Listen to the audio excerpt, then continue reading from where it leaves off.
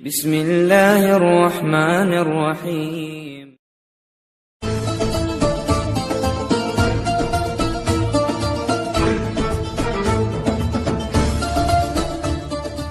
अस्सलामुअलैकुम दोस्तों, मेरा नाम आसिफ खान और आप देख रहे हैं इंडियन मुस्लिम। अर्तगरल बस एक ड्रामा नहीं, ये एक तिलिस्म है जो जहनों को जकड़ लेता है। अर्तगरल गाजी इस्लाम का वो शानदार सिपाही था जिसने सलीबियों और मंगोलों की नींदें हराम कर डाली थी। और आज के यहूदी और सलीबी इस ड्रामे से कितना बौखलाए हुए हैं, इसका अंदाज़ा इस बात से लगाया जा सकता है कि न्यूयॉर्क टाइम्स ने इस ड्रामे को तुर्की का सॉफ्ट एटम बम कहा है। वो कहते हैं कि तैयब अर्दगान इस ड्रामे के जरिए मुसलमानों को वर्गला रहा है, मगर हकीकत यह है कि अर्तगरल ड्रामे ने आज मुसलमानों को जगा दिया है।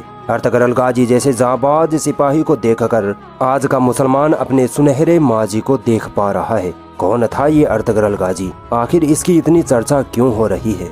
दरअसल मामला शुरू होता है 13वीं सदी से, जब चंगेज खान की मंगोली सेना पूरी दुनिया में लूट मार करती हुई मुसलमानों और यूरोप के कई मुल्कों को फतह कर रही थी। मंगोल ऐसे वहशी दरिंदे थे जो जहां भी जाते खून की नदियां बहा देते थे। ना बच्चों बूढ़ों का लिहाज, ना औरतों को छोड़ते थे। हर जगह तबाही फैलाना इनका मकसद था। जब ये मंगोल ख्वारिज्म के इलाके तक पहुँचे तो यहाँ एक कबीला था जो इस इलाके को छोड़कर वहाँ से भागा। उस कबीले का नाम था काई कबीला। इस कबीले का सरदार था सुलेमान शाह। सुलेमान शाह के 4 बेटे थे। तीसरे नंबर का बेटा था अर्तगरल गाजी।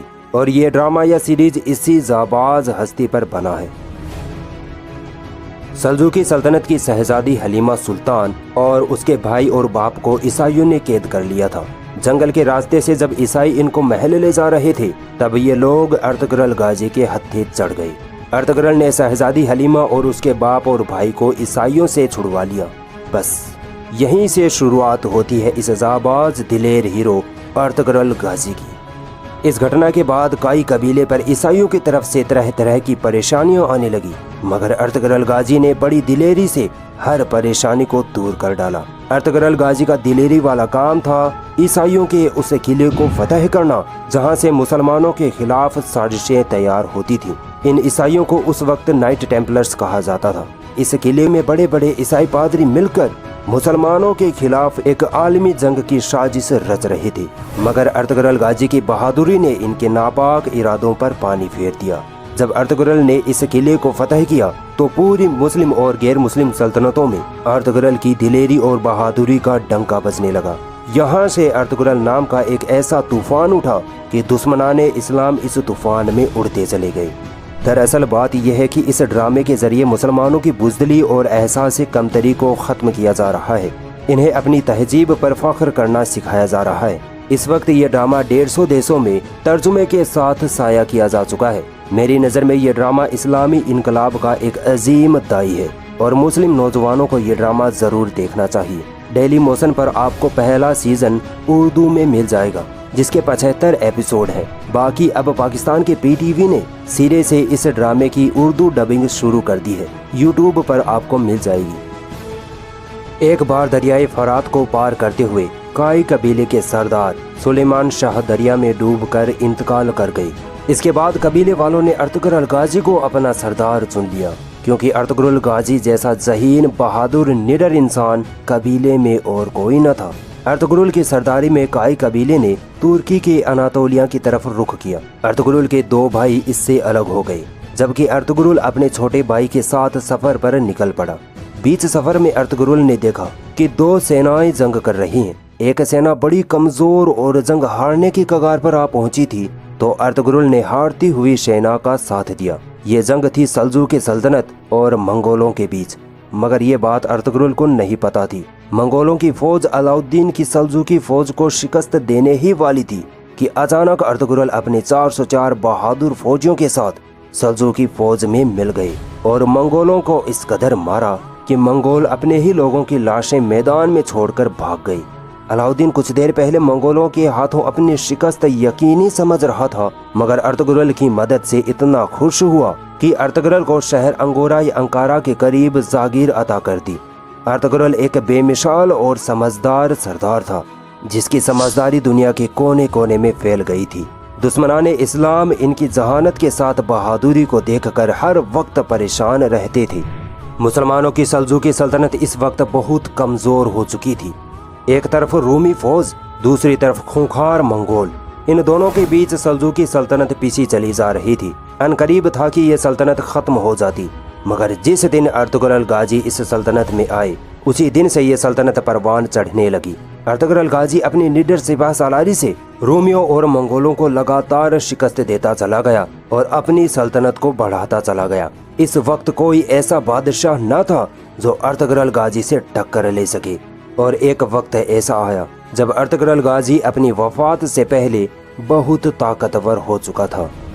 सन 1258 ईस्वी में अर्तुगरुल के यहाँ एक लड़का पैदा हुआ जिसका नाम रखा गया उस्मान।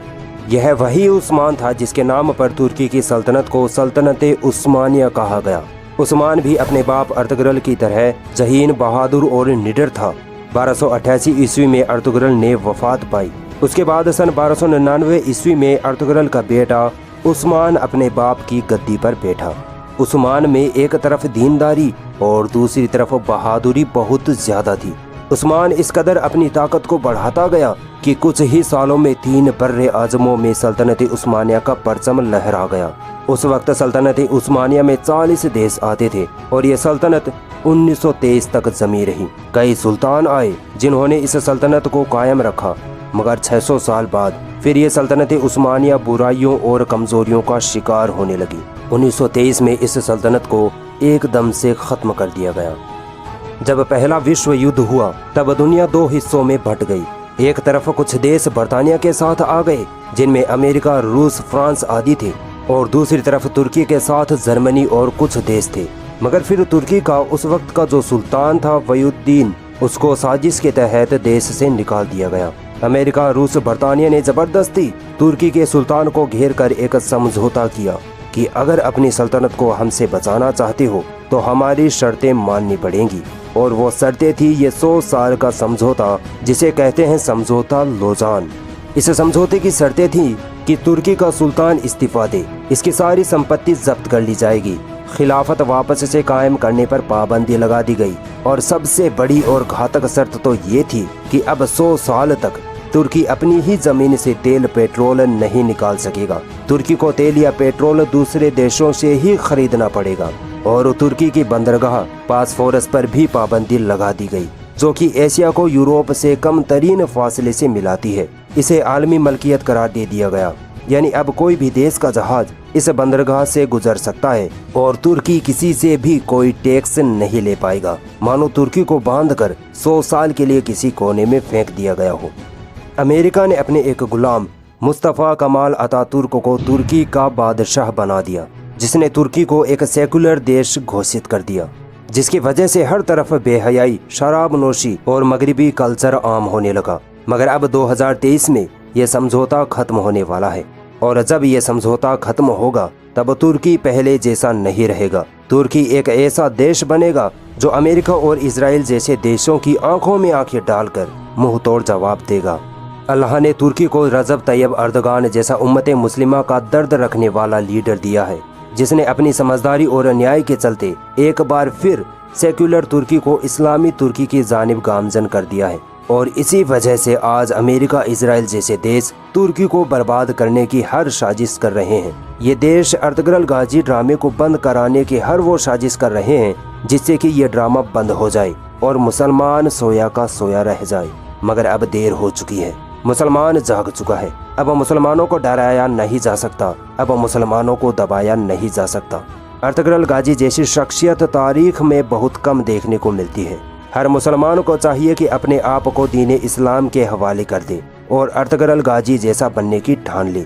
यकीनन आज की जालिम दुनिया जमकर मुसलमानों के खिलाफ साजिशें कर रही है, मगर अब मुसलमानों को इन साजिशों को नाकाम करना होगा, वरना पिटते रहोगे और मिटा दिए जाओगे। अगर ये वीडियो आपको पसंद आई तो इस वीडियो को लाइक ज़रूर करें, और भी ऐसी इंटरेस्टिंग वीडियोस देखने के लिए हमारा चैनल सब्सक्राइब ज़रूर करें और इस घंटे को भी दबाएं, ताकि जब भी हम कोई नई वीडियो डालें तो उसका नोटिफिकेशन आप तक सबसे पहले पहुंच जाए।